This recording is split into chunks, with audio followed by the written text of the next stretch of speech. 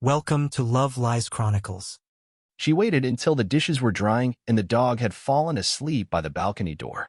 That's when she said it, like it was no more serious than asking if we should rearrange the furniture. I want to take a 7-day break, she said, stirring her tea. Not a separation. Just space. To reset. Reflect. I didn't flinch. I just nodded slowly and said, all right. She blinked, clearly expecting more resistance. I've been reading about emotional detoxes. Like, when couples spend some time apart and come back stronger. Her voice was rehearsed, just enough vulnerability, but padded with buzzwords. Reset, recalibrate, center myself. She tried to wrap her detachment in philosophy, like she wasn't asking to run a soft trial of life without me. I didn't ask questions. No point in pretending she hadn't made this decision days ago. The bag she packed that night wasn't done in a rush. It was neatly folded, zipped smoothly, with travel-sized bottles pre-arranged in a side pouch. You don't prep that efficiently for a spontaneous decision. You sure you'll be okay here by yourself? She asked before leaving. I nodded again. I'll manage. She kissed my cheek like I was a relative she was leaving behind. Then she stepped out, confident, polished, and oddly relieved. The front door clicked shut. I locked it behind her. Then I opened my laptop and logged into every account we shared. I didn't hesitate. There was no rage or heartbreak. Just a checklist. First, joint checking. I transferred her half into a sub-account, stripped her authorization, and scheduled the remainder to route to a new personal account I just opened. She'd have access to what was legally hers. Nothing more. Nothing less. Second, credit cards. I removed her name from every shared line. She could open her own. I'd handled the bills for years. She wasn't used to seeing what it cost to maintain her lifestyle. That was about to change. Third, calendar access. Revoked. Shared folder links? Unshared. She would notice the absence eventually, but by then, I wouldn't owe explanations. By midnight, the financial split was functionally complete. The next morning, I visited the bank in person and finalized the removal of her authorization on all asset-linked accounts. I printed statements for the past 6 months and tucked them into a secure folder. Documentation wasn't emotional, it was preparation. Back home, I pulled up our phone plan. She had never turned off device sharing. Either arrogance or oversight. Either way, it took 10 seconds to open the GPS log. She wasn't at a wellness retreat. She wasn't in a cabin upstate or on a beachside Airbnb with her journal and green tea. She was downtown. High-rise condo. Rented under someone else's name. Not a friend. Not family. Jason McAllister. The name rang a bell. Not from our personal life. From hers. A coworker, technically. She'd mentioned him offhand once or twice. I hadn't paid attention because I wasn't trained to view my marriage as an operation requiring surveillance. Until now. I searched him. Luxury real estate agent. Known for flashy marketing videos and dumb motivational quotes. Recent Instagram post showed him toasting a glass of bourbon with the caption, "Real growth begins where comfort ends." Sure, Jason. By noon, I had compiled a list of recent purchases made on our joint credit card, ones I hadn't scrutinized before. Spa appointments. Boutique wine bars. Designer brunch spots. All made over the last month. All neatly within the radius of that high-rise tower. She hadn't walked out looking for clarity. She was rehearsing an exit. I checked our home title. Still jointly listed. I flagged it for a legal review. Then I searched family lawyers in my city. Not the aggressive billboard types. The ones who worked quietly, but efficiently. I made 3 calls and booked the first available consultation. When I received the confirmation email, I took a deep breath not from tension, but from the calm that follows the drop of illusion. No more guessing games. No dramatic accusations. No elevated heart rate.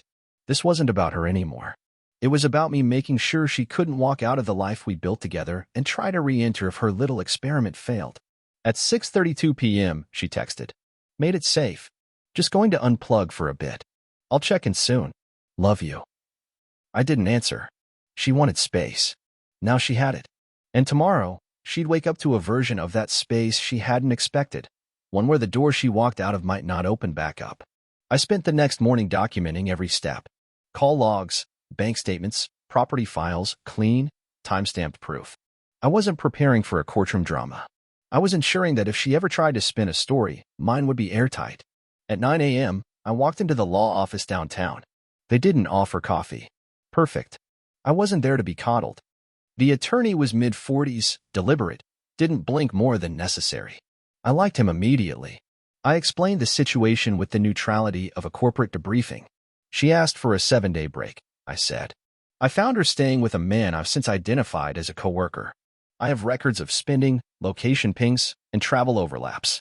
No physical confrontation. No threats. Just data. He nodded, impressed.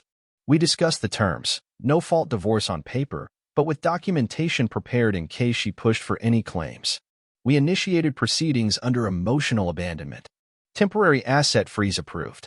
Marital fault clause prepared, pending future verification of infidelity. Would you like to serve her today? He asked. No. Let her enjoy her healing week, I replied. He smirked, handed me a checklist of next steps, and assured me that my position was strong. Financially and legally, she was now on the back foot. Back home, I continued with cleanup. I called our health insurance provider and changed the primary account to reflect individual coverage. She'd be notified that her portion expired in 30 days unless she took action. I removed her emergency contact listing. No more illusions of shared life. After lunch, I opened her social media. She'd forgotten to unfriend me, or maybe she didn't think it mattered. Her account was still public. She'd posted a filtered selfie on a rooftop, sun behind her, cocktail in hand. Day 2. Letting go. Finding light. The caption was just vague enough to seem profound. But the background gave her away. I zoomed in. A small, hand-drawn chalkboard behind her read, Ladies' Brunch with J and L. Jason and Leah. Jason was obvious. Leah? Possibly the cleanse friend who encouraged this whole nonsense. I saved the image. Moments later, a friend of mine, James, sent me a message. Dude, is that your wife and Jason McAllister's story? He attached a screen recording. Jason's Instagram was on private, but James followed him from work. The story showed a short clip, Jason laughing, glass in hand, turning the camera toward 2 women at a bar. One of them, my wife. Same dress. Same smile. Jason tagged it. Great energy only. Sometimes you gotta free the soul. That settled it. This wasn't a temporary emotional detox. It was an ego-fueled sabbatical into someone else's world. He wasn't coaching her through a rough patch. He was trying her on like a lifestyle accessory. I didn't flinch. I called the realtor we used when we bought the house and scheduled an informal valuation. Quietly, just to get a number. If things moved quickly, I wanted leverage over the home. Then I reached out to our car insurer and had the policy modified. She'd get a letter in the mail next week notifying her of the removed driver. I didn't text her. Not when she posted a story of a dinner menu. Not when she shared a selfie captioned. When you leave the noise, you hear yourself again. Her version of noise, apparently, was me. She wanted to curate a transformation for her followers. She forgot I wasn't one of them. By evening, I received an email confirmation. Divorce case registered, file number assigned. Court date pending if contested. Mediation prepared. I poured a glass of water, sat down at the kitchen table, and reviewed the exit plan again. Every step had been efficient, calm, and quiet. I hadn't told anyone except my lawyer, James, and a cousin I trusted. No family gossip. No social media hints.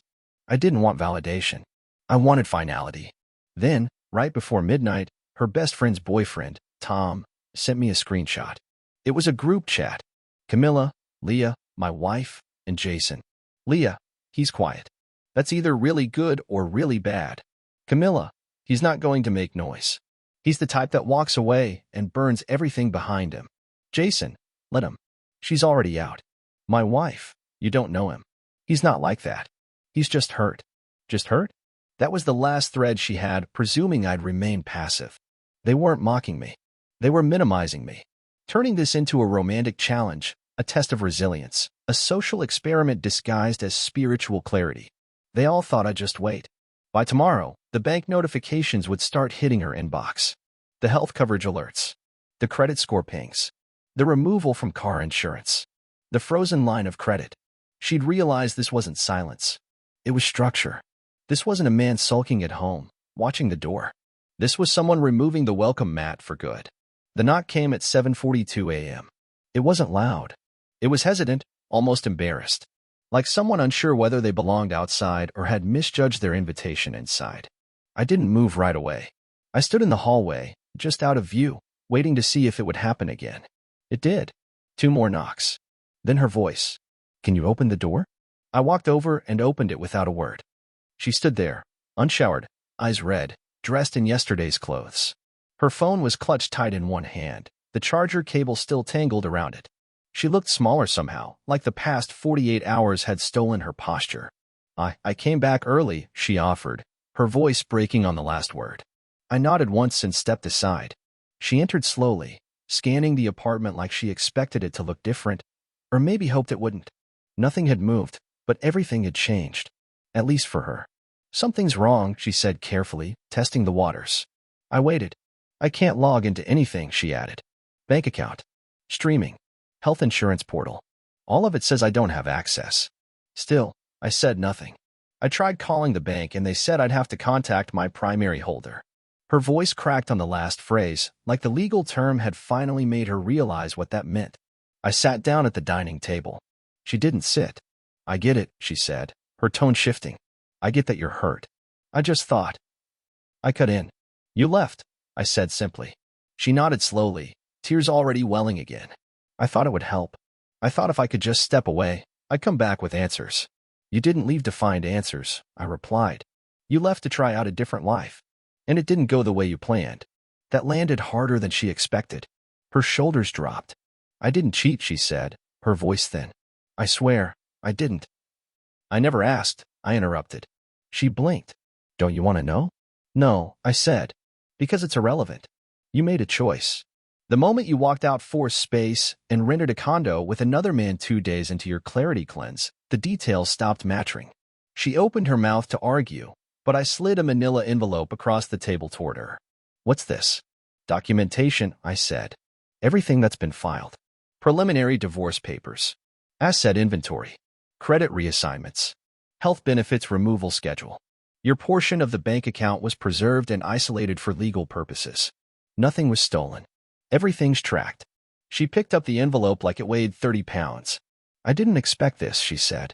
That was your first mistake, I replied. She sat down then, slowly, like her knees couldn't hold her any longer.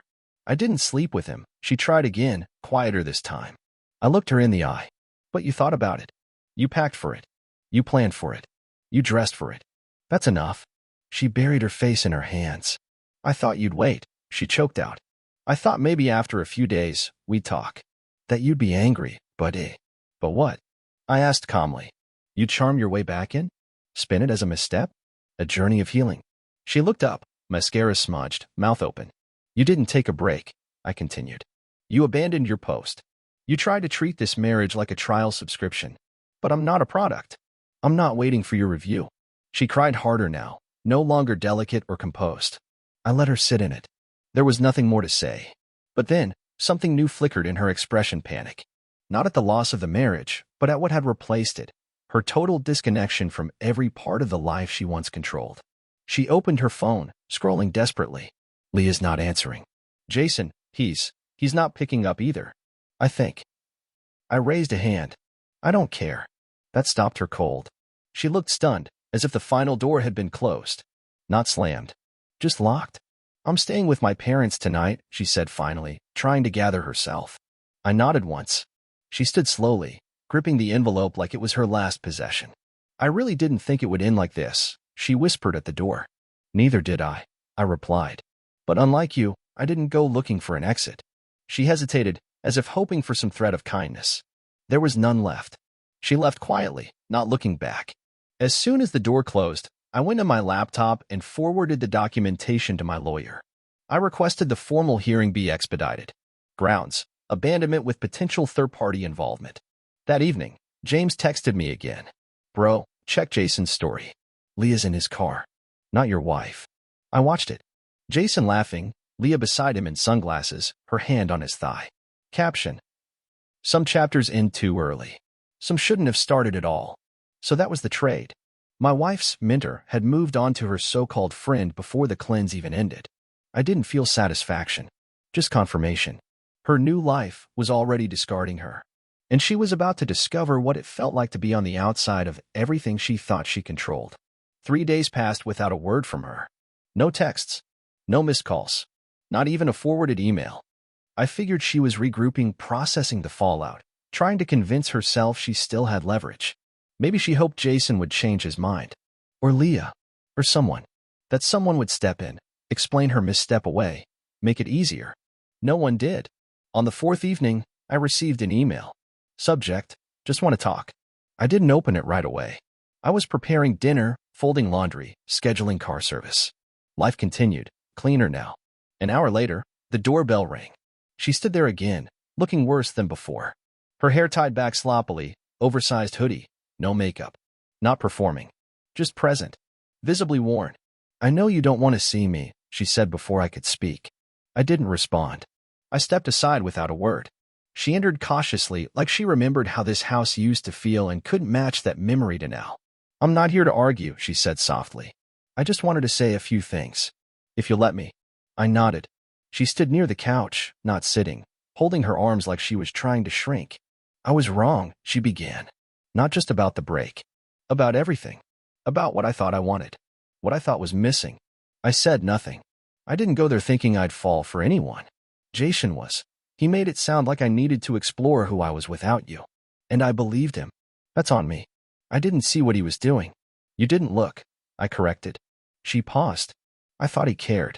But the second things got complicated, he ghosted. Leah was waiting. Probably before I even stepped out. That, I already knew. James had sent me a screen grab of Leah's Instagram that morning, Jason's couch, her painted toes on his knee. No tag. Just the caption. Some upgrades come without notice. Camilla told him things about me.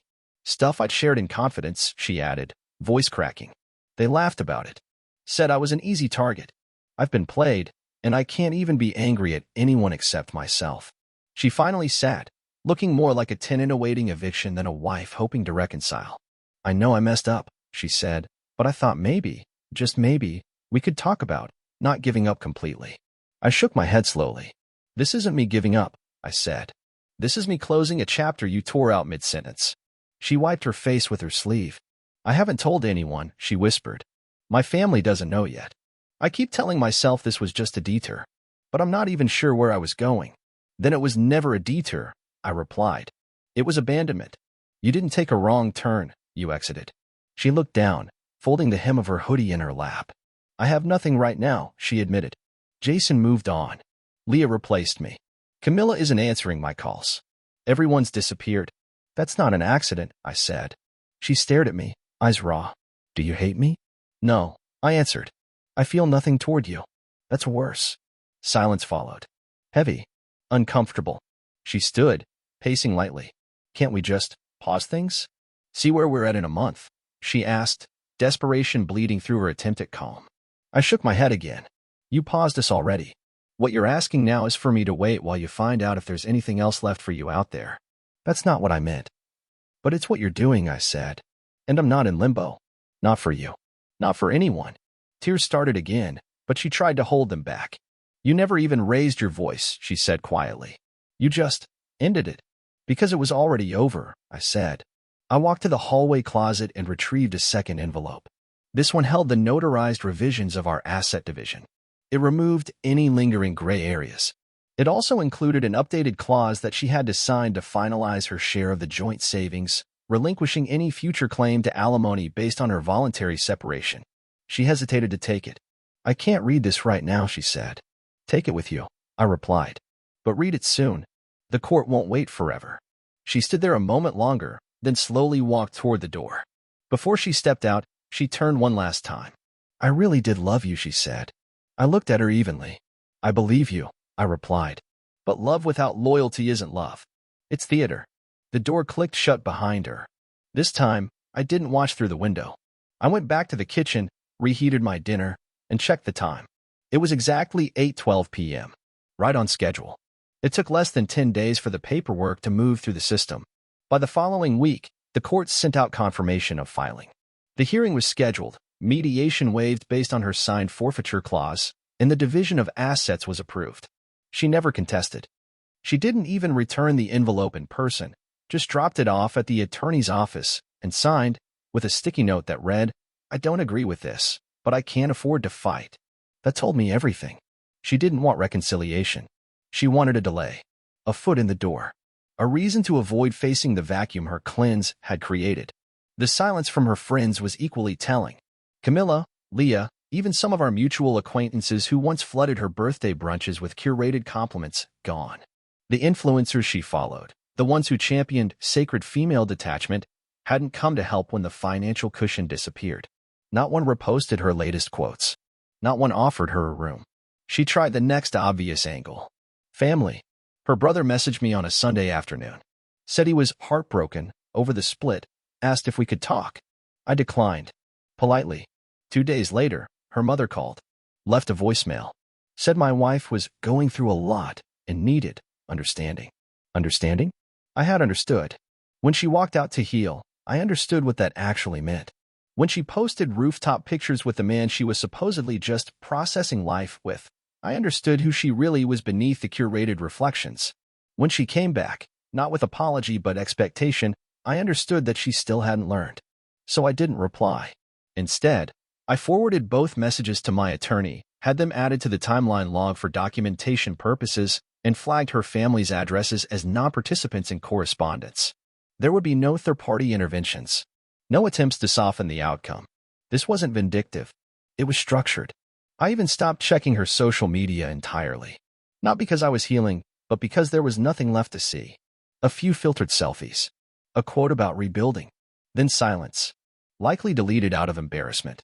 Or loneliness. Or both.